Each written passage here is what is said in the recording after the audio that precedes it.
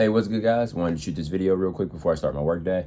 I wouldn't say before I start my work day. I've already pulled my items for shipping and stuff like that. I just need to actually finish my work day, I guess. So today we're gonna go over the numbers for December 24th and December 25th, see how we did, and then hopefully it's a good indicator for how the rest of if this is the worst, then the rest of the month should be beautiful.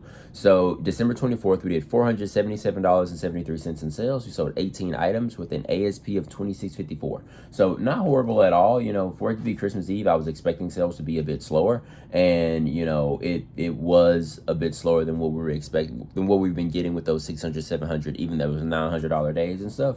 But I will happily take 477. Like, there was not very long ago where my goal was to do $400 a day every day, and you know, for us to be in a situation where we're consistently doing above that number, I am very happy about that. It shows me that what I've been doing has been working. Our eBay fees on that 477.73 are $74.99, which gives us a cash post fees pre-labels of $402.74. However, I don't actually have my numbers for the processing funds from that day, so we have to use our 402.74, and you know, we're going to be a little bit off, but it should be okay. Our total sold was 18, giving us an estimated label cost of 126, which gives us a final cash flow of 276.74 for that day on eBay. And then I also went door dashing on that day for about an hour. It was in 56 minutes of active time, an hour and 12 minutes of dasher time.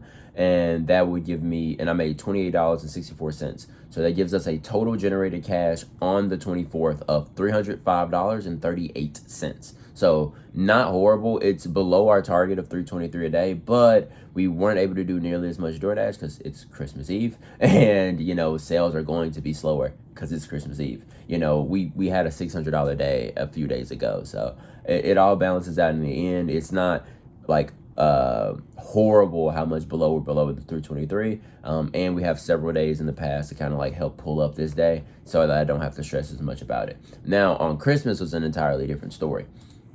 We did $624.29 on Christmas. We sold 25 items at a $24.97 ASP. ASP was lower. Let me see why. I'm looking at what those sales were. Total sales. I'm filtering them right now. All right, so we had 1, 2, 3, 4, 5, 6, 7, 8, 9, 10 items out of that 25 were from my markdowns. Not from my markdowns, but from my pallet pairs. And we didn't have like any like really significantly large sales to pull the numbers up. But 10 out of the 25 sales were way, way lower than where I wanted to be. Like a combined ASP of $20, which we're dragging down. Like combined ASP. When I say combined ASP, I'm referring to the price plus shipping equal $20, which was what pulled down the ASP a bunch on the other pairs that sold for around like $30 to $40, including shipping.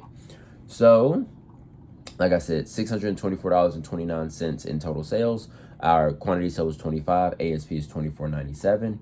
eBay fees on that were $101.47, which gives us a cash post fees pre-labels of $522.82.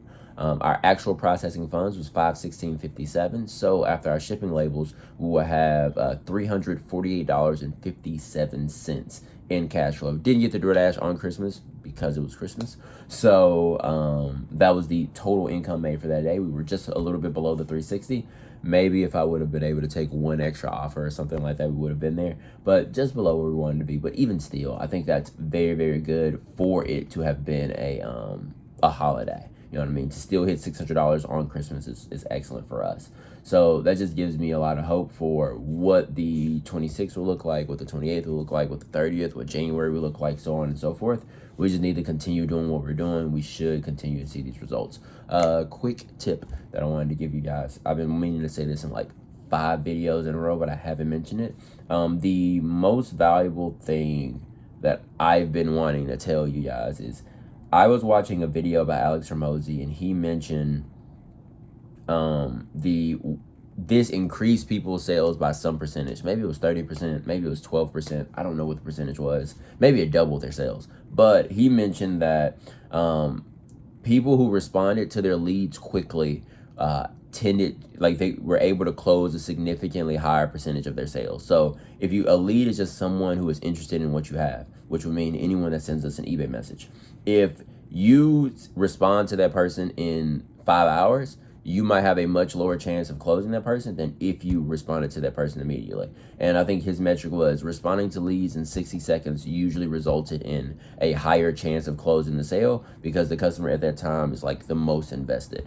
So I have been implementing that in my business. I have closed so many sales, so many, I don't know what number that is. It's not like, hey, my sales are up 30% because I did this. It's just an opportunity for you guys to make a little bit of extra money on the day-to-day basis. So when someone sends you a message, I think the best course of action is, if you can, respond to that message as quickly as possible so that you have the greatest likelihood of closing that sale. Now, some people are going to ask you questions like, hey, what's the measurement of this across the chest? Or do these have insoles or the original insole, something like that. Answering that question has tended to pay dividends for me. Now, if you answer that question, they don't buy, it's probably because it didn't fit them. Maybe you said it was a 27 across the chest and they needed a 30, or, maybe you said it was a 24 across the chest and they needed a 27, you know what I mean? And in both scenarios, they're not going to buy the item if it's not going to fit. So, I know it seems as if like, oh man, these people never buy, but I have closed many a sale from a person who's asking like, hey, what condition are these in, for example, right? Like, and I'm like, oh, they have those, like, what does signs of cosmetic wear mean, or something like that? Like, what does it mean for you to say these words you're using to describe this item? And I'm like, oh, well, what I mean by that is there aren't any like significant flaws, such as tears on the interior, like super significant stains or anything of that sort. It just means that there were no general flaws, but these are a pre-owned pair of shoes. And the customer will go, oh, okay, that sounds cool. Like, are you willing to take this price for them? And I go, sure.